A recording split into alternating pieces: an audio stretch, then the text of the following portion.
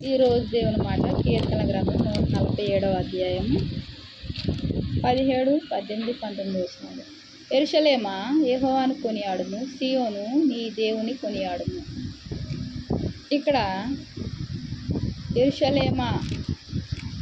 యెరూషలేం యొక్క సంఘంలో చేర్చిన నన్ను యెరూషలేంగా చేసుకున్న దేవుని యొక్క మహాప్రేమను బట్టి ఆయన యెరూషలేమా యెహోవాను కొనియాడుము. మరి మనము యెహోవాను కొనియాడే వారంగా ఉన్నామా?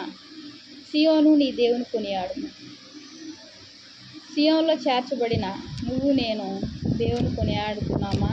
మన కుటుంబము దేవుని కొనియాడుతుందా?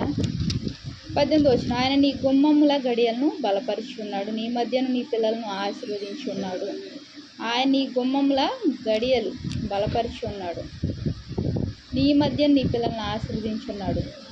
గడియలను బలపరిచిన దేవుడు, పిల్లలను ఆశీర్వదించిన దేవుడు. మరి ఆ దేవాది దేవునికి మనం ఏం చేయాలి? కృతజ్ఞతాస్తుతులు చెల్లించాలి. ఎల్లవేళలా ఆయనను కొనియాడాలి, గణపరచాలి, కీర్తించాలి, మహింపరచాలి, స్తుతించాలి, ఆరాధించాలి, ప్రార్థించాలి. నీ సరిహద్దులలో సమాధానం కలుగజేయవాడు ఆయనే. ప్రతి పరిస్థితులలో సమాధానం కలిగజేసి నడిపించే దేవుడుగా ఉంటాడు. ఎప్పుడు ఆయనను కొనియాడితే. బలపరిచే దేవుడు, ఆశీర్వదించే దేవుడు, సమాధానం కలుగజేసే దేవుడు. దేవాది దేవుని నిత్యము కొనియాడుతూ, ఆయన సన్నిధికి వెళుతూ, ఆయనను వెంబడిస్తూ, ఆయన ఆజ్ఞలు పాటిస్తూ, ఆయన శాసనాలను గైకొంటూ, ఆయన అడుగుజాడల్లో నడిచే వారంగా ఉంటే దేవుడు ఏం చేస్తాడు? బలపరిచి మన పిల్లల్ని ఆశీర్వదించి ఉన్నాడు. ఆయన ఆశీర్వదించాడు, గుమ్మంల గడియలు బలపరిచి ఉన్నాడు. మరి మనం చేయవలసిందల్లా ఒకే ఒక పని, ఆయనను కొనియాడాలి. ఎప్పుడైతే ఆయన కొనియాడతామో మన హృదయం ఆయన వైపు ఉంటుంది. ఎప్పుడైతే ఆయనను స్తుతిస్తామో మన నోట కీర్తన ఉంటుంది. అన్ని వేళల్లో ఆయన మనకు సహాయకరమైన కేడంగా ఉంటాడు. ఆయన ఎబినేజర్గా ఉంటాడు. అన్ని విషయాల్లో సమాధానం కలిగజేసి అసమాధాన పరిస్థితులను, భయం, భీతి, నిరాశ, నిస్పృహలను తొలగిస్తూ అన్ని వేళలా విజయం ఇచ్చి నడిపించే దేవుడుగా ఉన్నాడు. ఆ దేవాది దేవుని మనం ఏం చేయాలి?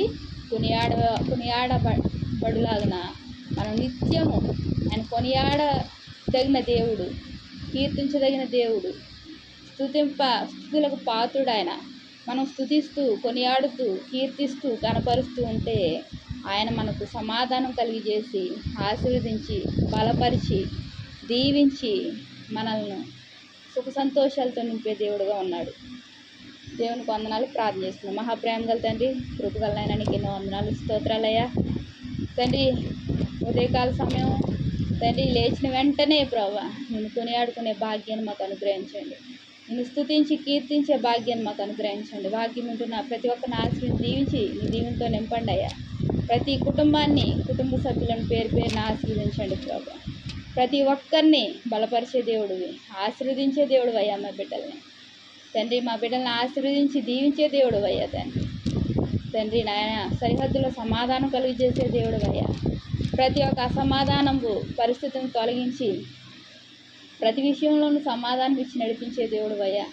నిన్ను కొనియాడే కృపను మాకు అనుగ్రహించండి. కృప మాపై ఉంచి నిత్యం నిన్ను కొనియాడులాగున తండ్రి మా నోట, మా హృదయంలో తండ్రి నువ్వు కొలువై ఉండి తండ్రి నాయన నిన్ను కీర్తించుకునే భాగ్యాన్ని మాకు ప్రసాదించండి ప్రభా.